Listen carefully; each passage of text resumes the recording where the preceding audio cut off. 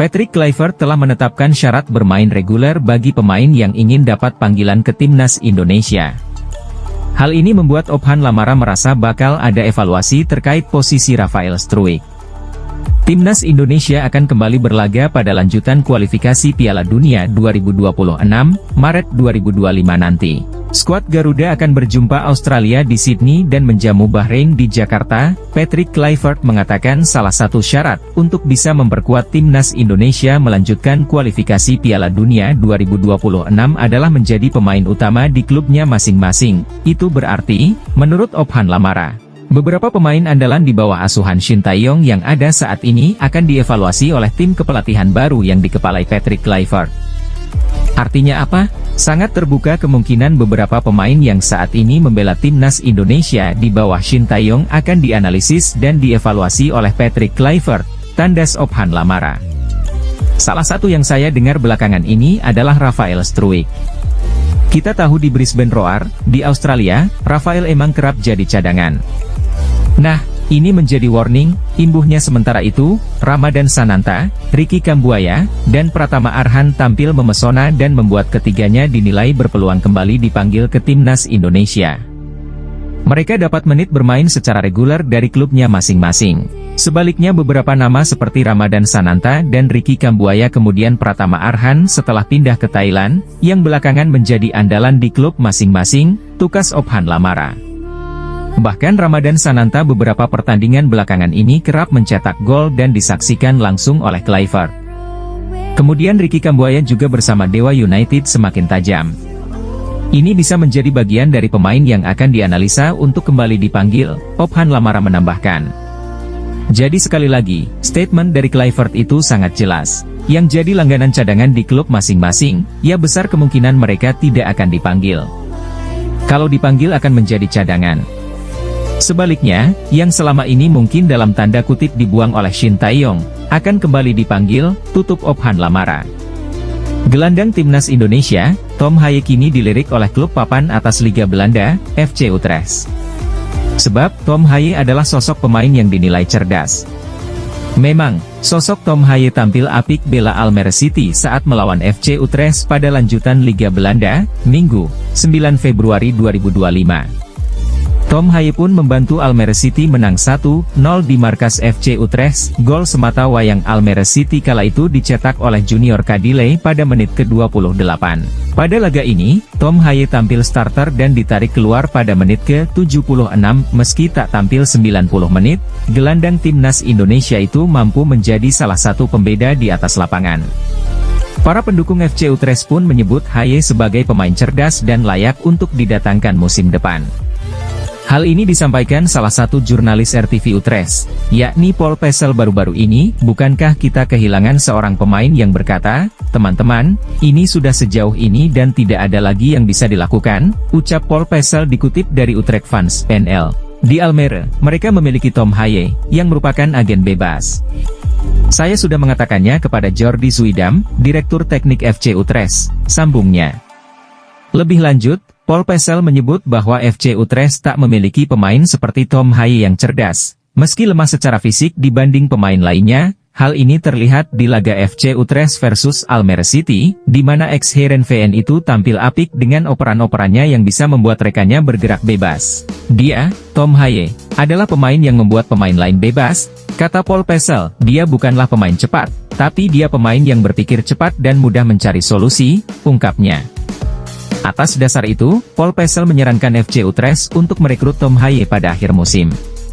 Diketahui, Tom Haye sendiri hanya dikontrak 1 musim saja bersama Almere City. Kontraknya akan berakhir pada akhir Juni 2025 mendatang. Jika Almere City degradasi, kemungkinan Tom Haye akan hengkang dan FC Utrecht bisa mendapatkan gelandang timnas Indonesia dengan gratis pada musim depan. Di sisi lain, Tom Haye sendiri juga bakal memiliki keuntungan jika bergabung dengan FC Utrecht. Apalagi, FC Utrecht merupakan salah satu tim papan atas Liga Belanda. Saat ini, FC Utrecht bertengger di posisi ketiga klasemen dengan 42 poin. FC Utrecht tentu berkesempatan tampil di kompetisi Eropa musim depan. Pemain timnas Indonesia, Tom Haye ternyata main dengan perasaan campur aduk. Sebab, saat timnas Indonesia melawan Arab Saudi, kondisi anaknya saat itu sedang dirawat di rumah sakit. Hal ini membuat Tom Haye harus menahan rasa sedih dalam laga lanjutan kualifikasi Piala Dunia 2026 beberapa waktu lalu. Tom Haye merasakan sedih sekaligus menegangkan sebelum laga dimulai.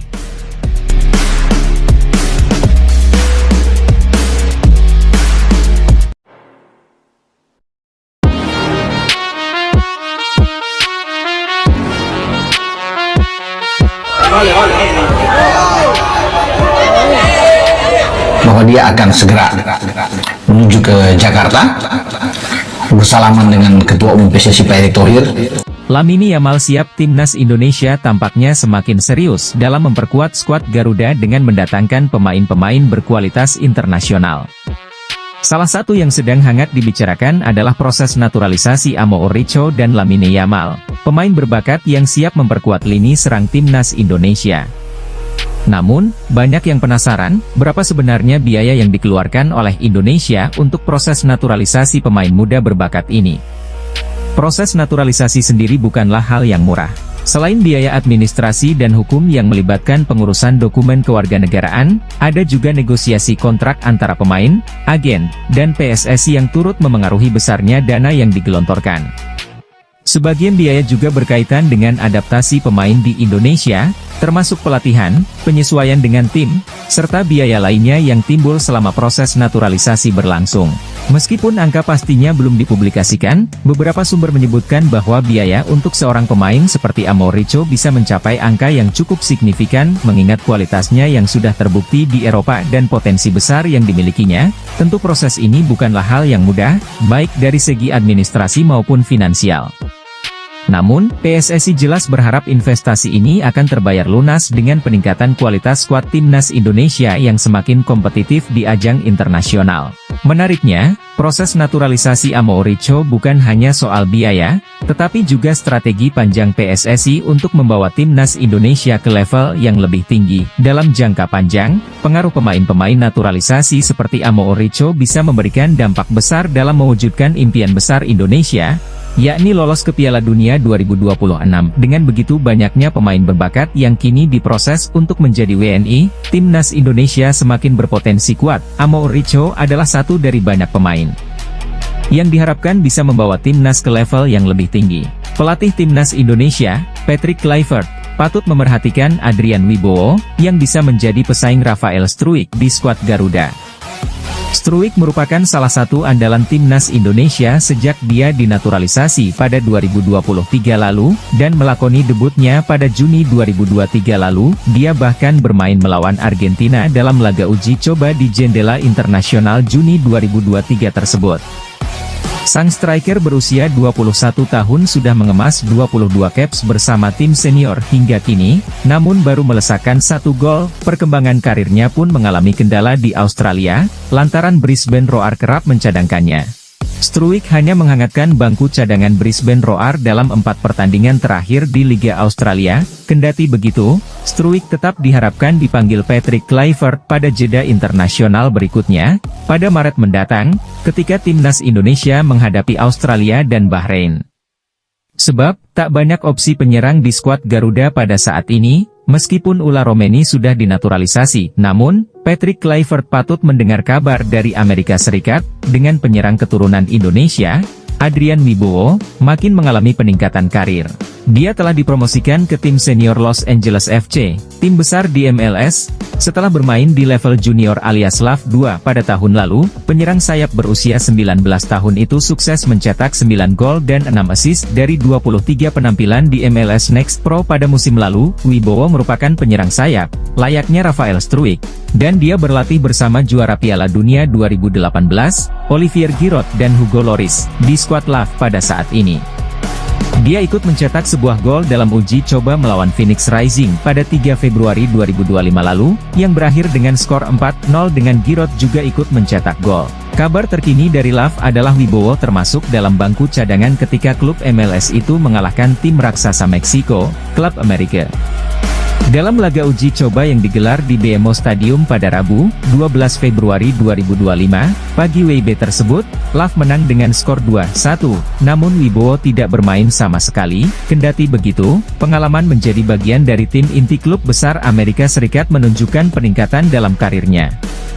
Bukan tidak mungkin jika MLS sudah digelar nanti, Adrian Wibowo bakal mendapatkan menit bermain dan Patrick Kluivert patut untuk memerhatikannya. RDA Media Cina prediksi masa depan timnas Indonesia di jelang kualifikasi Piala Dunia 2026 yang berada di grup C. Putaran ketiga kualifikasi Piala Dunia 2026 zona Asia akan kembali berlangsung pada Maret mendatang, dengan persaingan di grup C yang semakin memanas.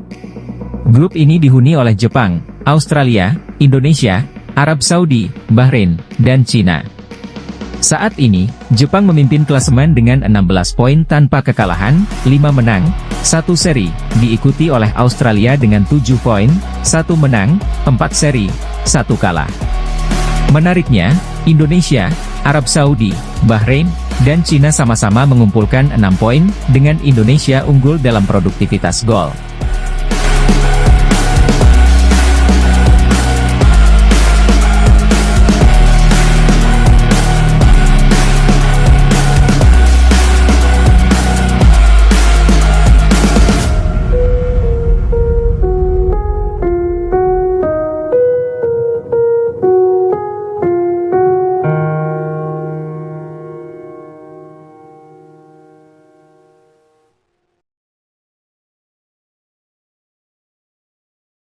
Prediksi line-up mengerikan Timnas Indonesia U23 di Piala Asia U23 2026. Timnas Indonesia U23 akan tampil di kualifikasi Piala Asia U23 2026 yang diperkirakan digulirkan pada September 2025. Skuad Garuda Muda julukan Timnas Indonesia U23 dijagokan lolos ke Piala Asia U23 2026 yang dilangsungkan di Arab Saudi karena ditempatkan di pot 1 drawing kualifikasi Piala Asia U23 2026. Duduk di pot 1 membuat skuad asuhan Gerald van den Burg dipastikan terhindar dari tim-tim langganan juara seperti Jepang, Uzbekistan hingga Korea Selatan. Jika nantinya lolos Piala Asia U23 2026, kita sebagai penikmat sepak bola berpotensi melihat skuad terbaik yang pernah dimiliki Timnas Indonesia U23. Dibilang begitu karena ada potensi Timnas Indonesia U23 diperkuat pemain keturunan tambahan. Medio November 2024, muncul bocoran di meja kerja Sekjen PSSI, Yunus Nusi bahwa ada 3 pemain yang segera dinaturalisasi untuk memperkuat Timnas Indonesia U23. Mereka ialah Delano Arts, NEC Nijmegen, Delano van der Heijden, Feyenoord Rotterdam U21, dan Mauro Zijlstra, FC Volendam. Selain 3 nama di atas, Timnas Indonesia U23 juga akan diperkuat Dion Marks dan tim Gepens yang baru saja dinaturalisasi menjadi WNI. Satu lagi, pemain yang sangat dinantikan pencinta sepak bola tanah air adalah Miliano Jonathans, FC Utrecht. Jika nama-nama di atas jadi bergabung, apa pola yang akan digunakan pelatih Gerald van den Burg? Formasi 3-4-3 berpotensi menjadi pilihan. Posisi kiper dipercayakan kepada Cahya Supriyadi. Kemudian posisi 3 bek sejajar ada Muhammad Ferrari, Dion Marks dan Justin Hubner. Lanjut posisi wingback kanan diisi Delano Arts dan tim Gepens di sisi sebelahnya. Untuk 2 gelandang sentral, Marcelino Ferdinand dan Ivar Jenner bisa jadi pilihan. Bagaimana untuk lini depan? Miliano Jonathans akan bertugas sebagai winger kanan, Delano van der Heijden, melihat komposisi pemain di atas, sanggupkah Gerald van den Burg membuat sejarah dengan mengantarkan Timnas Indonesia U23 juara Piala Asia U23 2026? Menarik dinanti hasil racikannya. 3-4-3 Cahya Supriyadi, Muhammad Ferrari, Dion Marks, Justin Hubner, Delano Arts, Marcelino Ferdinand, Ivar Jenner, tim Gepens, Miliano Jonathans, Delano van der Heijden, Mauro Zijlstra. Proses naturalisasi Jairo Riedewald belum ada kelanjutan. Patrick Kluivert otomatis hanya bisa mengandalkan 3 pemain naturalisasi tambahan saat Timnas Indonesia menghadapi Australia, 20 Maret 2025, dan Bahrain, 25 Maret 202, di lanjutan matchday 7 dan 8 grup C. Kualifikasi Piala Dunia 2026 zona Asia. Sebanyak 3 pemain yang dimaksud adalah Ula Romeni, Oxford United, Dion Marks, Top OSS, dan tim Gepens, FC Emmen. Sekadar diketahui, 3 pemain ini sudah mengambil sumpah warga negara Indonesia, WNI, di London, Inggris pada Sabtu, 8 Februari 2025, disinyalir. Proses perpindahan federasi ketiga pemain di atas sudah kelar sehingga Ula Romeni, Dion Marks dan tim Gepens tersedia untuk laga timnas Indonesia bulan depan. Jika tidak mengalami cedera, Ula Romeni dipercaya akan dipanggil Patrick Kluivert. Kehadiran Ula Romeni dibutuhkan untuk mengisi lini depan timnas Indonesia. Terlebih saat timnas Indonesia melawat ke markas Australia, skuad Garuda dipastikan takkan dibela Ragnar Oratmangoen yang menjalani skorsing 1 pertandingan. Bagaimana dengan tim Gepens dan Dion Marks? Peluang keduanya menembus skuad senior dalam waktu dekat masih perlu pembuktian, khususnya Dion Marks yang belum merasakan tampil di level profesional. Saat pengumuman pemecatan Shin Tae-yong pada Senin 6 Januari 2025, Ketua Umum PSSI Erick Thohir mengatakan sedang dalam proses pendekatan gelandang Royal Antwerp, Jairo Riedewald. Namun, sampai sebulan berselang, belum ada update lanjutan proses naturalisasi gelandang 28 tahun tersebut. Kami juga sedang melakukan approach kepada Jairo Riedewald. Apakah keburu untuk bermain bulan Maret 2025? Itu yang masih kita tunggu, kata Erick Thohir dalam konferensi pers di Menara Dana Reksa Ruangan Aryanusa Ballroom 1 Lantai 2, Jakarta, Senin 6 Januari 2025, saat diperkenalkan sebagai pelatih timnas Indonesia pada Minggu 12 Januari 2025. Patrick Kluivert mengatakan Jairo Riedewald sebagai pemain yang sedang didekati untuk dinaturalisasi menjadi WNI. Asisten pelatih timnas Indonesia Denny Lanzaat juga dengan tangan terbuka jika Jairo Riedewald segera membela timnas Indonesia. Jika itu tergantung pada kami, iya, Jairo Riedewald akan bergabung dengan kami. Ia akan diterima dengan senang hati, kata Denny Lanzaat, menarik menanti kelanjutan proses naturalisasi Jairo Riedewald. Kehadiran ex-pemain timnas Belanda ini dibutuhkan untuk membantu timnas Indonesia lolos Piala Dunia 2026.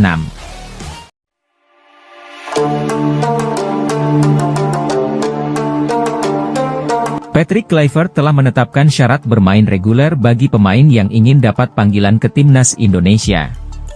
Hal ini membuat Ophan Lamara merasa bakal ada evaluasi terkait posisi Rafael Struijk. Timnas Indonesia akan kembali berlaga pada lanjutan kualifikasi Piala Dunia 2026, Maret 2025 nanti. Skuad Garuda akan berjumpa Australia di Sydney dan menjamu Bahrain di Jakarta. Patrick Kluivert mengatakan salah satu syarat untuk bisa memperkuat timnas Indonesia melanjutkan kualifikasi Piala Dunia 2026 adalah menjadi pemain utama di klubnya masing-masing. Itu berarti, menurut Ophan Lamara, beberapa pemain andalan di bawah asuhan Shin Tae-yong yang ada saat ini akan dievaluasi oleh tim kepelatihan baru yang dikepalai Patrick Kluivert. Artinya apa? Sangat terbuka kemungkinan beberapa pemain yang saat ini membela timnas Indonesia di bawah Shin Tae-yong akan dianalisis dan dievaluasi oleh Patrick Kluivert, tandas Ophan Lamara. Salah satu yang saya dengar belakangan ini adalah Rafael Struijk. Kita tahu di Brisbane Roar, di Australia, Rafael emang kerap jadi cadangan.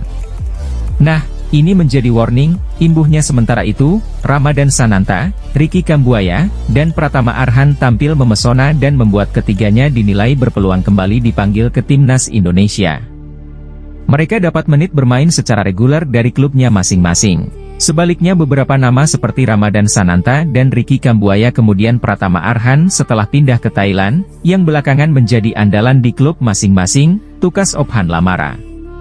Bahkan Ramadan Sananta beberapa pertandingan belakangan ini kerap mencetak gol dan disaksikan langsung oleh Kluivert. Kemudian Ricky Kambuaya juga bersama Dewa United semakin tajam. Ini bisa menjadi bagian dari pemain yang akan dianalisa untuk kembali dipanggil, Ophan Lamara menambahkan. Jadi sekali lagi, statement dari Kluivert itu sangat jelas. Yang jadi langganan cadangan di klub masing-masing, ya besar kemungkinan mereka tidak akan dipanggil. Kalau dipanggil akan menjadi cadangan. Sebaliknya, yang selama ini mungkin dalam tanda kutip dibuang oleh Shin Tae-yong, akan kembali dipanggil, tutup Ophan Lamara. Gelandang timnas Indonesia, Tom Haye kini dilirik oleh klub papan atas Liga Belanda, FC Utrecht. Sebab, Tom Haye adalah sosok pemain yang dinilai cerdas. Memang, sosok Tom Haye tampil apik bela Almere City saat melawan FC Utrecht pada lanjutan Liga Belanda, Minggu, 9 Februari 2025. Tom Haye pun membantu Almere City menang 1-0 di markas FC Utrecht. Gol semata wayang Almere City kala itu dicetak oleh Junior Kadile pada menit ke-28. Pada laga ini, Tom Haye tampil starter dan ditarik keluar pada menit ke-76. Meski tak tampil 90 menit, gelandang timnas Indonesia itu mampu menjadi salah satu pembeda di atas lapangan. Para pendukung FC Utrecht pun menyebut Haye sebagai pemain cerdas dan layak untuk didatangkan musim depan. Hal ini disampaikan salah satu jurnalis RTV Utrecht, yakni Paul Pesel baru-baru ini. Bukankah kita kehilangan seorang pemain yang berkata, "Teman-teman, ini sudah sejauh ini dan tidak ada lagi yang bisa dilakukan," ucap Paul Pesel dikutip dari Utrecht Fans NL. Di Almere, mereka memiliki Tom Haye, yang merupakan agen bebas. "Saya sudah mengatakannya kepada Jordi Zuidam, Direktur Teknik FC Utrecht," sambungnya. Lebih lanjut, Paul Pesel menyebut bahwa FC Utrecht tak memiliki pemain seperti Tom Haye yang cerdas. Meski lemah secara fisik dibanding pemain lainnya, hal ini terlihat di laga FC Utrecht versus Almere City, di mana ex-Heerenveen itu tampil apik dengan operan-operannya yang bisa membuat rekannya bergerak bebas. "Dia, Tom Haye, adalah pemain yang membuat pemain lain bebas," kata Paul Pesel. "Dia bukanlah pemain cepat, tapi dia pemain yang berpikir cepat dan mudah mencari solusi," ungkapnya. Atas dasar itu, Paul Pesel menyarankan FC Utrecht untuk merekrut Tom Haye pada akhir musim. Diketahui, Tom Haye sendiri hanya dikontrak 1 musim saja bersama Almere City. Kontraknya akan berakhir pada akhir Juni 2025 mendatang. Jika Almere City degradasi, kemungkinan Tom Haye akan hengkang dan FC Utrecht bisa mendapatkan gelandang timnas Indonesia dengan gratis pada musim depan. Di sisi lain, Tom Haye sendiri juga bakal memiliki keuntungan jika bergabung dengan FC Utrecht. Apalagi, FC Utrecht merupakan salah satu tim papan atas Liga Belanda. Saat ini, FC Utrecht bertengger di posisi ketiga klasemen dengan 42 poin. FC Utrecht tentu berkesempatan tampil di kompetisi Eropa musim depan. Pemain timnas Indonesia, Tom Haye ternyata main dengan perasaan campur aduk. Sebab, saat timnas Indonesia melawan Arab Saudi, kondisi anaknya saat itu sedang dirawat di rumah sakit. Hal ini membuat Tom Haye harus menahan rasa sedih dalam laga lanjutan kualifikasi Piala Dunia 2026 beberapa waktu lalu. Tom Haye merasakan sedih sekaligus menegangkan sebelum laga dimulai.